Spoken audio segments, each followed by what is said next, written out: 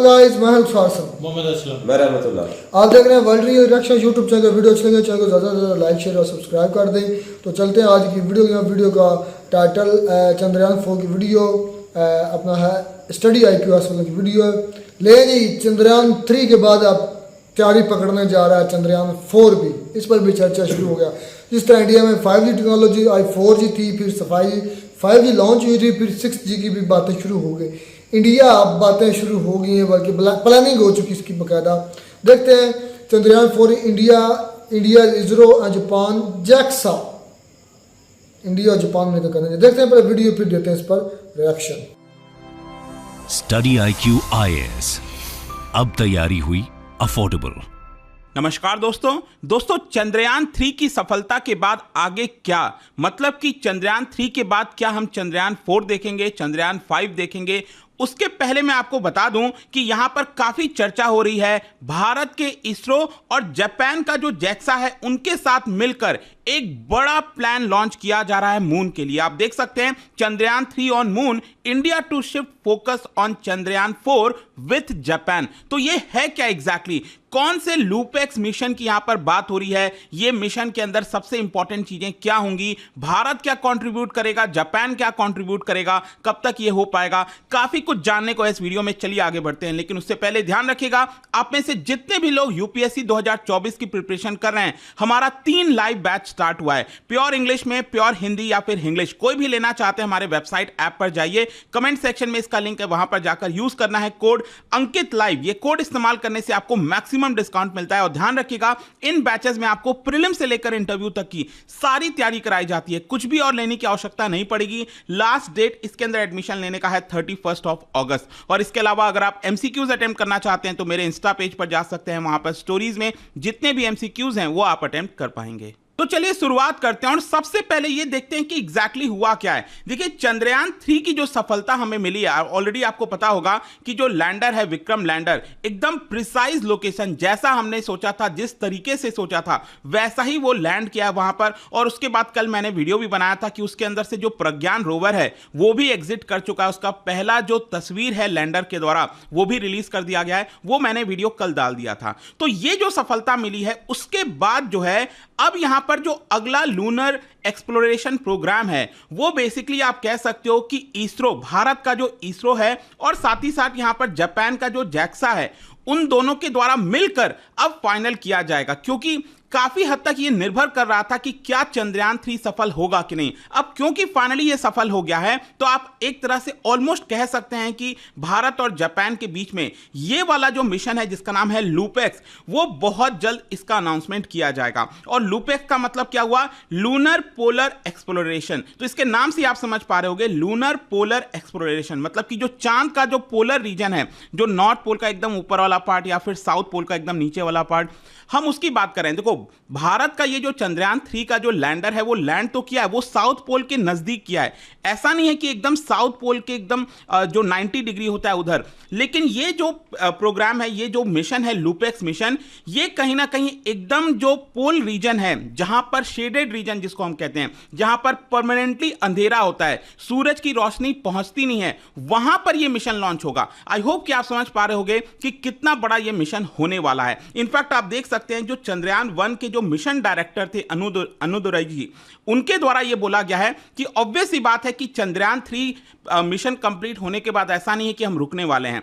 चंद्रयान 3 के बाद अभी बहुत सारे प्लानिंग होनी है। चंद्रयान 4 आएगा, चंद्रयान 5 आएगा, हर एक मिशन का अलग अलग मकसद होगा। जैसे कि उनके द्वारा यह बताया गया कि मान लो अगर चंद्रयान 2 एकदम पूरी तरह से सक्सेसफुल हो जाता, अगर मान लो 2019 में ही अगर हम अपना लैंडर उतारने में कामयाब हो जाते, उसमें से रोवर हम अपना निकाल सकते थे, अगर यह चीज हो जाती तो Chandrayaan 3 basically sample return mission होता।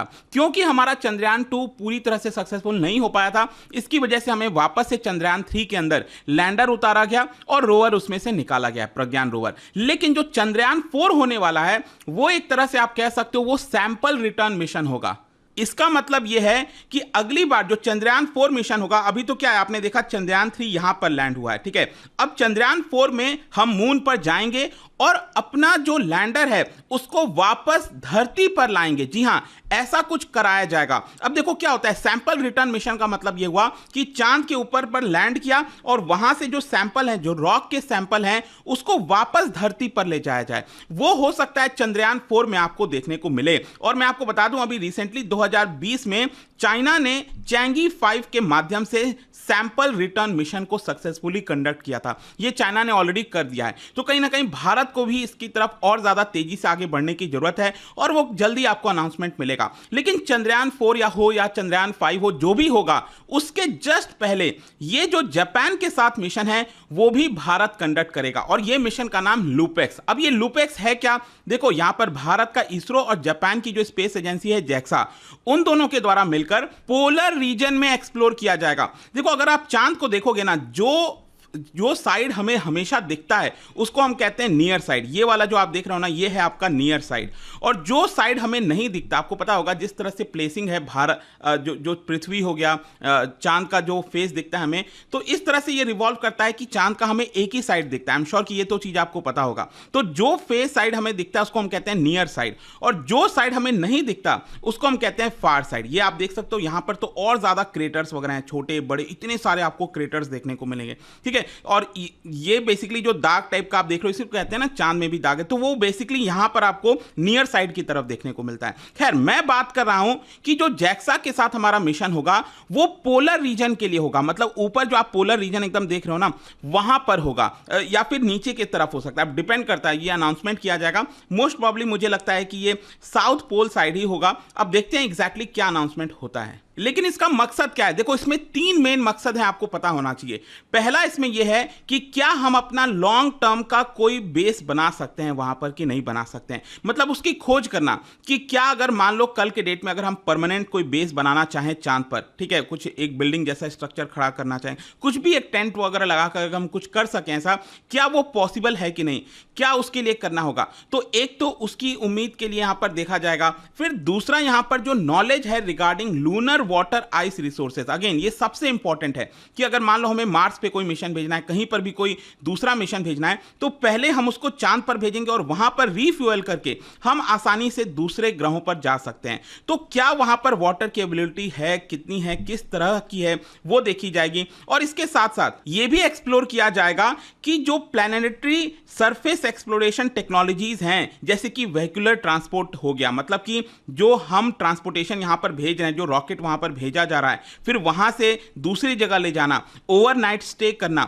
वो सारी जो पॉसिबिलिटीज हैं उसको भी तलाशने की कोशिश की जाएगी। अब इसका जो मेन मकसद होगा लूपेक्स मिशन का, उसमें एक जो इंपॉर्टेंट चीज है वो यह है कि जो क्वालिटी और क्वांटिटी है वाटर रिसोर्सेज का, ये देखना, ये सबसे इंपॉर्टेंट है कि किस तरह की क्वालिटी है वाटर रिसोर्सेज की और कितनी क्वांटिटी है, ये यहां पर देखा जाएगा। और इसके अंदर बिगेस्ट चैलेंज क्या होने वाला है? देखो यहां पर मैंने आपको बताया कि पोलर रीजन में इसको भेजा जाएगा, और यहां पर क्या होता है ना, एकदम ऊपर या नीचे, ये आपका कुछ एरियाज ऐसे होते हैं जो एकदम परमानेंटली शेडेड होते हैं, मतलब कि वहां पर सूरज की रोशनी नहीं पहुंचती। अब सूरज की रोशनी नहीं पहुंचती मतलब अब मान के चलो जैसे कि अभी जो हमने मिशन भेजा उसमें तो हमने यहां पर सोलर पैनल लगा दिए, तो सूरज की रोशनी आती है, तो इस तरह से वर्क करता है ये। मान लो ऐसे रीजन में हम भेज रहे हैं जहां पर सूरज की रोशनी आती ही नहीं है, तो हमें कोई ना कोई दूसरा जो ऑल्टरनेटिव पावर सप्लाई का जो ऑप्शन है वो हमें देखना होगा। तो उसके अंदर हो सकता है कि ऑन बोर्ड कोई बैटरी लगी हो, मतलब कि कुछ ये डिफरेंट प्रकार का देखने को मिलेगा। वहां पर उसके अंदर ऑलरेडी बैटरी मौजूद होगी और वो बैटरी के माध्यम से उसको चलाया जाएगा, ठीक है। ये डिपेंड करता है। तो लैंडर और इस तरह का वो काफी डिफरेंट हमें देखने को मिल सकता है जो हम जापान के साथ मिशन लॉन्च करेंगे। और इसके अंदर भारत का कंट्रीब्यूशन क्या है? देखो जापान का कंट्रीब्यूशन शायद ये होगा कि वो लोग अपना रोवर और जो व्हीकल है, लॉन्च व्हीकल और रोवर, वो यहां पर भेजेंगे, और जो लैंडर है, ये वाला जो लैंडर है, वो भारत अपनी तरफ से कंट्रीब्यूट करेगा। क्योंकि अभी आपने देखा है कि भारत का जो लैंडर है वो सक्सेसफुली लैंड कर गया है, तो कहीं ना कहीं वो एक्सपर्टाइज भारत के पास आ गई है और बहुत अच्छे से हमने यहां पर किया सॉफ्ट लैंडिंग। और इसके साथ साथ जापान भी अगले हफ्ते इसका टेस्ट करने वाला है। आपको पता होगा इसी महीने के एंड में यहां पर जो जापान है वो अपना खुद का मून मिशन ठीक है, वो यहां पर भेज रहा है। अब वो भी देखा जाएगा काफी क्लोजली कि कितना वो सक्सेसफुल हो पाता है कि नहीं। खैर, इसके अलावा जो Ahmedabad based physical research laboratory है, जो कि एक ऑटोनोमस यूनिट है डिपार्टमेंट ऑफ स्पेस का, उन्होंने प्रपोज किया है मल्टीपल इंस्ट्रूमेंट की। जो लुपेक्स मिशन के अंदर हम कई सारे इंस्ट्रूमेंट लगाना चाहते हैं ताकि कई चीजों की जो टेस्टिंग है वो यहां पर कर सकें। तो ये हो गया। अब नेक्स्ट यहां पर इसरो के लिए इमीडिएट बेसिस पर क्या है, देखो अभी इमीडिएटली क्या है इसरो के लिए, वो है आदित्य L1।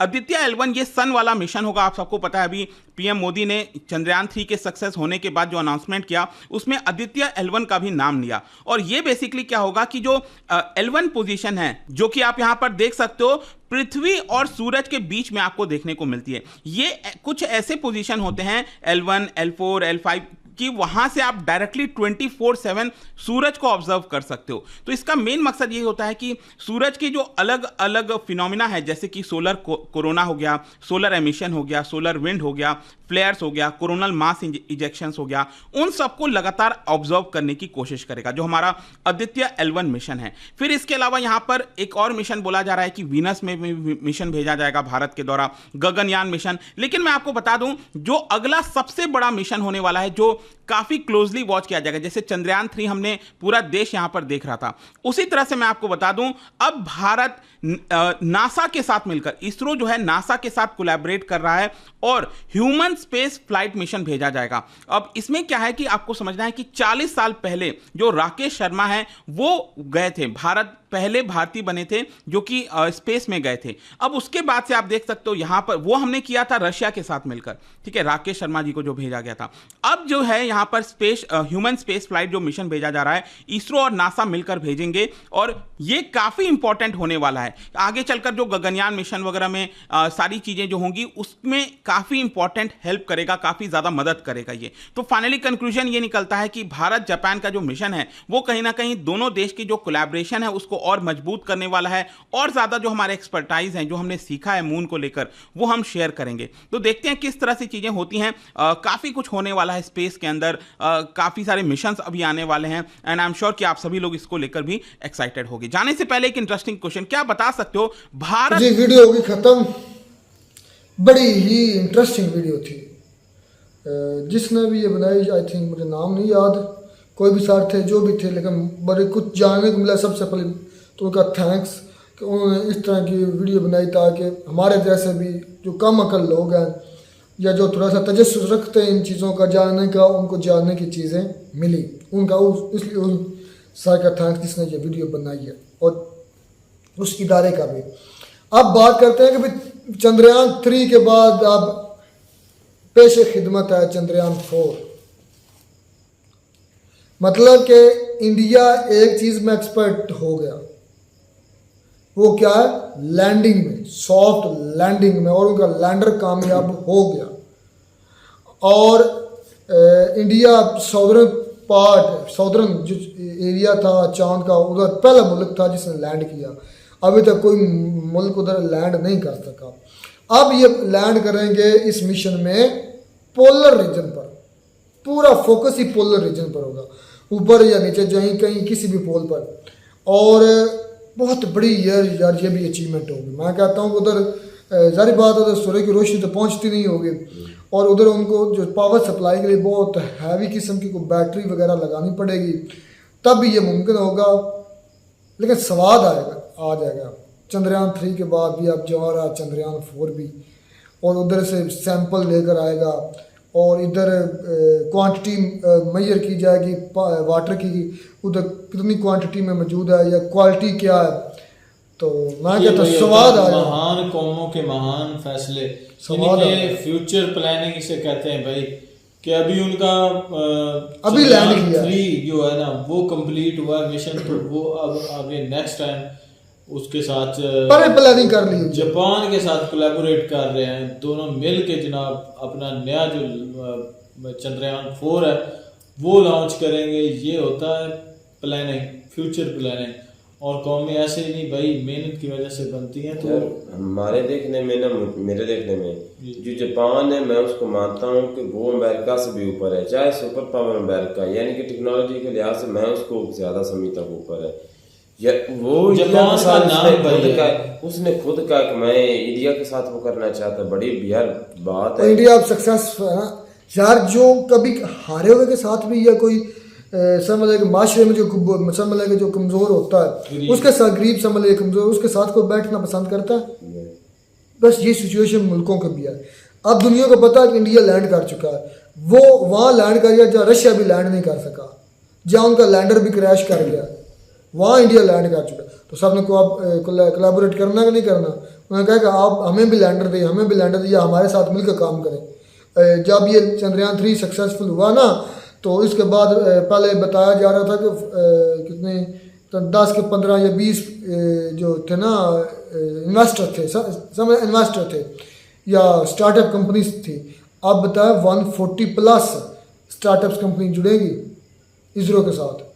फिर सोचें ऐसे ही जिस तरह नासा ना एक वर्ल्ड वाइड बन भाई गई है, ये वर्ल्ड वाइड बन ये गई तो है। इनका अभी शुरू हुआ है। आप देखेंगे, मैं तो कहता हूँ पूरी दुनिया इनके साथ अटैच होगी। हो रही है, हो चुकी है। मेरे देखने में ना ये अगर इस तरह का कामयाबी तय करते रहे सुपर पावर बिल्कुल बन सकते हैं। यार अमेरिका कैसे सुपर पावर, वो हर काम में पहल करता था, मतलब वो उसकी तवज्जो डेवलपमेंट की तरफ थी, दूसरों को नीचे गिराना और खुद डेवलपमेंट करना, यही उसकी स्ट्रैटेजी रही है। और उनका नासा देखें, नासा क्या था और वो एक वर्ल्ड वाइड कंपनी थी। नासा कामयाबी समेट रहा था, दुनिया जुड़ती गई, जुड़ती आज वो एक इंटरनेशनल लेवल की मतलब इस तरह अब इंडिया उस नक्शे कदम हो गया है। अब जो है ना इसरो इंटरनेशनल कंपनी है। जिस तरह लोग भेजते थे ना सैटेलाइट्स यूएसए के थ्रू या मतलब के रशिया के थ्रू, यूए की हमने वीडियो नहीं की कल, उस पर क्या था कि यूए अपनी सैटेलाइट भिजवा रहा था इंडिया के थ्रू इसरो से, जिस तरह नासा से लोग भिजवाते थे और सस्ते में, नासा से कम बजट में। इस वीडियो में भाई की एक ये बात मुझे बहुत अच्छी लगी। उसने कहा कि भाई आइंदा ये ध्यान रखा जाएगा, चेक किया जाएगा कि वहाँ पे जो है ना मून के जो ऊपर वाला हिस्सा या नीचे वाला वो डिसाइड करेंगे कि किस जगह पे लैंड करवाना है चंद्रयान 4। तो ये सोच रहे हैं कि वहाँ पे कोई ऐसा सिस्टम लाया जाएगा, चेक किया जाएगा कि जहाँ पे वगैरह रैश वगैरह की जा सके या मकान वगैरह या कोई ऐसी कंस्ट्रक्शन वगैरह की जा सके या परमानेंटली यानी कि वहाँ पे रहने का कोई बंदोबस्त किया जा सके। ऐसा कोई वो कह रहे हैं कि भाई आगे आने वाले वक्तों में हम कोई सॉल्यूशन निकालेंगे। जो लोगों की ये वाकई सोच पाई जाती है कि जब वर्ल्ड वॉर 3 लगनी है ना तो पूरी दुनिया में एटम की वॉर होनी है, तो वो बचने के लिए वो कहते हैं कि चांद पर चले जाएंगे, दुनिया ने तबाह हो जाना है तो चांद पर हम बच जाएंगे। इस सोच की बना पर वो क्या ये तो कभी सुना कर चंदा मामा दूर के, लेकिन अब तो वो दूर के नहीं रहे। ये बात इंडिया, ये अपना अमेरिका, रशिया, चाइना और अब इंडिया। और इंडिया मैं कहता हूँ इनसे नंबर ले जाएगा। ये जो मिशन अब इनके साथ जुड़ चुका है ना जापान, और जापान के कोलैबोरेशन से ये बहुत आगे जाएंगे। बल्कि जापान की कोलैबोरेशन क्या, ये अपने दम पर, ये इसरो क्या है अपने दम पर किया सारा कुछ, किसी से मदद नहीं ली। मज़ा आया है, स्वाद आया, इसी तरह होना चाहिए था। और हमने जो भी बनाया आज तक मदद से बनाया, चाइना की मदद या यूएसए की मदद, यूएसए ऐड। यकीन जाने नुकसान भाई, हमें तो अपनी जो कंपनी है ना वो स्पार्को उसका नाम भी मेरे ख्याल में कल पता चला है। पहले नहीं तो पता, उसका नाम का ही नहीं पता, लोगों को नहीं पता। उसने तजर्बा क्या करना, उसने क्या खलाई मिशन पे भेजना, कुछ भी नहीं भाई। आज तक उसका हमें तो नाम का ही नहीं पता चला। चला जी, ये नजरें रहेगी इसमें। आदित्य अलवानी का भी जिक्र था और भी मिशन का जिक्र था। मेरी सबसे ज़्यादा फोकस आदित्य अलवानी पर ही होगा। जब वो जाएंगे उस पर मैं ज़रूर वीडियो बनाऊंगा। मिलता है वीडियो बनाने के साथ, तब तक दीजिए इजाज़त। अल्लाह।